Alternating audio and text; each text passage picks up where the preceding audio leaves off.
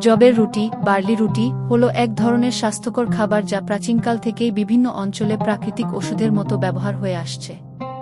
এটি সাধারণ গমের রুটির তুলনায় বেশি পুষ্টিগুণ সম্পন্ন এবং শরীরের বিভিন্ন গুরুত্বপূর্ণ কার্যক্রমে সহায়তা করে। জবের রুটিতে প্রচুর পরিমাণে খাদ্যাংশ বা ফাইবার থাকে, যা হজম প্রক্রিয়াকে উন্নত করে এবং অন্ত্রের কার্যক্রমকে স্বাভাবিক রাখতে সাহায্য করে। যারা কোষ্ঠকাঠিন্যের সমস্যায় ভুগছেন তাদের জন্য এটি বিশেষভাবে উপকারী। নিয়মিত জবের রুটি খেলে পেট পরিষ্কার থাকে এবং হজম শক্তি বৃদ্ধি পায়। এতে থাকা কম গ্লাইসেমিক ইন্ডেক্স রক্তে শর্করার মাত্রা ধীরে ধীরে বাড়ায়, ফলে ডায়াবেটিস রোগীদের জন্য এটি একটি নিরাপদ ও উপকারী খাদ্য হিসেবে বিবেচিত হয়। এটি ইনসুলিনের কার্যকারিতা উন্নত করতে সহায়তা করে এবং হঠাৎ করে সুগার লেভেল বেড়ে যাওয়ার ঝুঁকি কমায়। জবের রুটিতে থাকা বিটা-গ্লুকান নামক একটি বিশেষ উপাদান শরীরের খারাপ কোলেস্টেরল কমাতে সাহায্য করে। এর ফলে হৃদরোগের ঝুঁকি কমে যায় এবং হার্ট সুস্থ থাকে।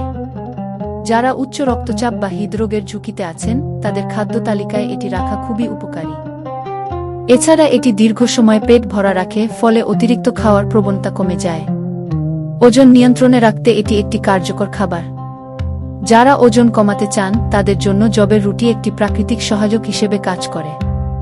জবের রুটিতে vitamin B complex, iron, magnesium এবং অন্যান্য খনিজ উপাদান থাকে, যা শরীরের শক্তি বৃদ্ধি করে এবং ক্লান্তি কমায়। এটি রক্তে হিমোগ্লোবিন বৃদ্ধিতেও সাহায্য করে, ফলে দুর্বলতা কম অনুভূত হয়। ত্বকের স্বাস্থ্যের ক্ষেত্রেও জবের রুটি উপকারী ভূমিকা রাখে। এটি শরীর থেকে টক্সিন বের করে দিতে সাহায্য করে, যার ফলে ত্বক পরিষ্কার ও উজ্জ্বল থাকে।